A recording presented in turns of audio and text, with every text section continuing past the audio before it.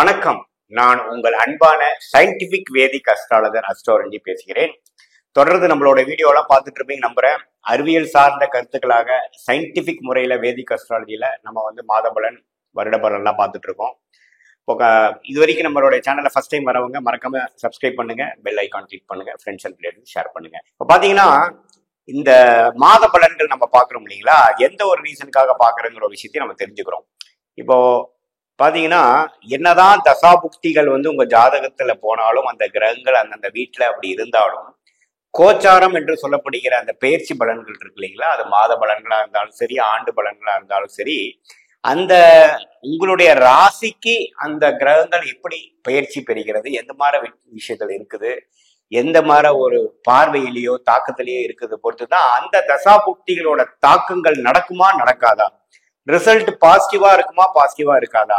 அதாவது தசாபுக்திகளை ஒரு 70% பலன் கிடைக்கணுங்கிற ஒரு அமைப்பு இருந்ததுன்னா, கோச்சாரம்ங்கிற சொல்லப்படுகிற இந்த செவ்வாய் பயிற்சி, ராகு கேது பயிற்சிங்கிறலாம் ஒரு சப்போர்ட்டிவா இருந்ததுன்னா 70% கிடைக்க வேண்டிய இடத்துல ஒரு 90% கிடைக்கும். இதே கோச்சார அடிப்படை, இந்த மாத பலன் ஆண்டு பலம், இந்த கோச்சார அடிப்படையில பாத்தீங்கன்னா சனி பயிற்சி, குரு பயிற்சி, ராகு பயிற்சி விஷயங்கள்லாம் அவ்வளவு சாதகம் இல்லாமல் இருக்கும் பொழுது, அத்தகைய கிரகத்தின் தசையை புக்திகளே உங்களுக்கு நடக்கும் பொழுது 70% கிடைக்க வேண்டிய இடத்துல ஒரு 50-60% தான் கிடைக்கும். ஸோ பிளஸ் ஆர் மைனஸ் எப்படி இருக்குது, ரிசல்ட் பாசிட்டிவா முடியுமா, கொஞ்சம் நெகட்டிவா முடியுமா, சீக்கிரம் முடியுமா, இழுபறியாகி முடியுமாங்கிற ஒரு விஷயத்துக்கு தான் கோச்சார பலன்கள் உங்களுடைய தசாபுக்திகளோட பொருத்தி பார்க்கணுங்கிறது ரொம்ப முக்கியம். ஸோ அந்த மாதிரி விஷயத்துக்காக தான் நம்ம மாத பலன் பார்க்கணும். அந்த கோச்சார விஷயங்கள் உங்க தசாபுக்திகளோட பொருத்தி பார்க்கும்பொழுது துல்லியமான பலன்கள் நாம எடுக்கலாம். இந்த காணொலி நம்ம என்ன பார்க்க போறோம் அப்படின்னா, விருச்சக ராசிக்காரர்களுக்கு வரக்கூடிய ஏப்ரல் 2024 மாத பலன்கள் எப்படி இருக்க போகுதுங்கிறது பார்க்க போறோம். ராசி அதிபதி என்று சொல்லப்படுகிற செவ்வாய் 4ஆம் இடத்துல சனியோட சேர்ந்திருந்தார். எப்ப வரைக்கும் இருக்கிறாருன்னா ஏப்ரல் 23 வரைக்கும் இருக்கிறார். கடைசி வாரத்துலதான் பாத்தீங்கன்னா ஒரு 5ஆம் இடம் என்று சொல்லப்படுகிற குருவின் வீட்டுக்கு போறது நல்ல விஷயம். ஸோ முதல் 3 வாரம் சனியோட சேர்ந்து 4ஆம் இடத்துல இருந்து சில தொழில் விஷயங்கள், வேலை விஷயங்கள், படிப்பு விஷயத்துல சில போராட்டங்களும் சில விஷயங்களும் நம்ம செய்யக்கூடிய அமைப்பு கொடுத்தாலும் வாரத்தோட கடைசி வாரம் ஒரு நல்ல நிவர்த்தி. 5ஆம் இடத்துக்கு செவ்வாய் போய் குருவோட சேர்ந்து குருவோட வீட்டுல சுக்கிரனோட சேர்ந்து இருக்கிறது அருமையான விஷயம். ஸோ உச்சிக்குள்ள மாதிரி சில பாசிட்டிவான ரிசல்ட் வரக்கூடிய அமைப்புகள் மாசத்தின் கடைசி வாரத்தில் உண்டுங்க. முதல் 3 வாரம் பாத்தீங்கன்னா சனியோட சேர்ந்து ஒரு விதமான ரெஸ்ட்லெஸ் எனர்ஜியும் எதிர்பார்க்கும் தன்மையும் எல்லா வயதினருக்கும் விருச்சிக ராசிக்காரங்களுக்கு கொடுக்கக்கூடிய அமைப்பு இருக்குதுங்க. அதே மாதிரி ஏப்ரல் 14ஆம் தேதி மாதத்தின் மிடில் டைம்ல பாத்தீங்கன்னா நடுப்பகுதியில சூரியனோட பயிற்சி 5ஆம் இடத்துல இருந்து 6ஆம் இடத்துக்கு போறாரு.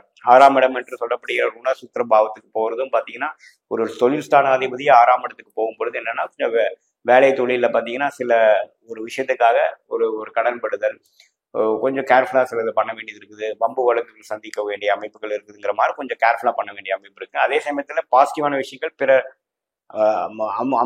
அடுத்தவங்களோட பணம் வரக்கூடிய அமைப்பு இருக்கு. ஏன்னா 6ஆம் இடத்துல ஆல்ரெடி குரு இருக்காருங்க.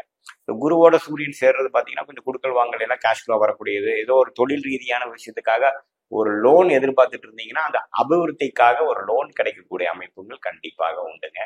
ஸோ இந்த ஏப்ரல் 15ஆம் தேதிக்கு ஆகக்கூடிய அமைப்புகள் அது மாதிரி ஒரு சேஞ்சஸ் கொடுக்கக்கூடிய அமைப்பா இருக்குதுங்க.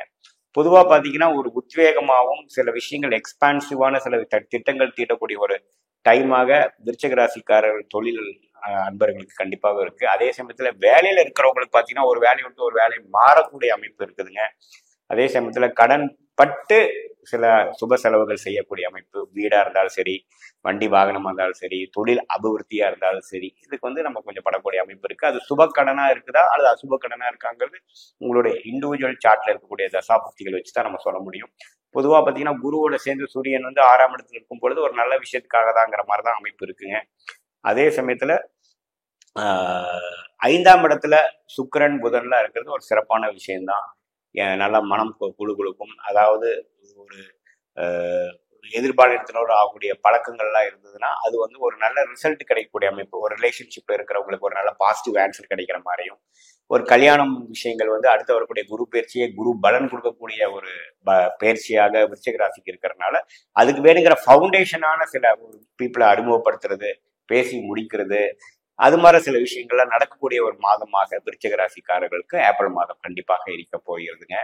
ஸோ நல்லாவே ஒரு சேஞ்சஸ், பாசிட்டிவான சேஞ்சஸ் வரக்கூடிய அமைப்பாகவும், ஒரு அபிவிருத்தி விஷயமாகவும், ஒரு சுப செலவுகள் செய்யறதாகவும் இருக்கக்கூடிய ஒரு நல்ல ஒரு மாதமாக கண்டிப்பாக விருச்சிக ராசிக்காரர்களுக்கு இது இருக்குது. என்னதான் இருந்தாலும் ராசி அதிபதி வந்து 5ஆம் இடம்ங்கிற குரு வீட்டுல போய் சுக்கிரன்கிற உச்ச சுக்கிரனோட சேர்றது பார்த்தீங்கன்னா ஒரு நல்ல ஒரு சுகத்தையும் ஒரு ஆடம்பர செலவுகளும் ஒரு உத்வேகமும் கொடுக்கக்கூடிய ஒரு நல்ல ஒரு மாதமாக ஏப்ரல் மாதம் இருக்குது என்று நாம் தெரிந்து கொள்ள வேண்டும். மீண்டும் மற்றொரு காணொலியில் சந்திப்போம். நன்றி.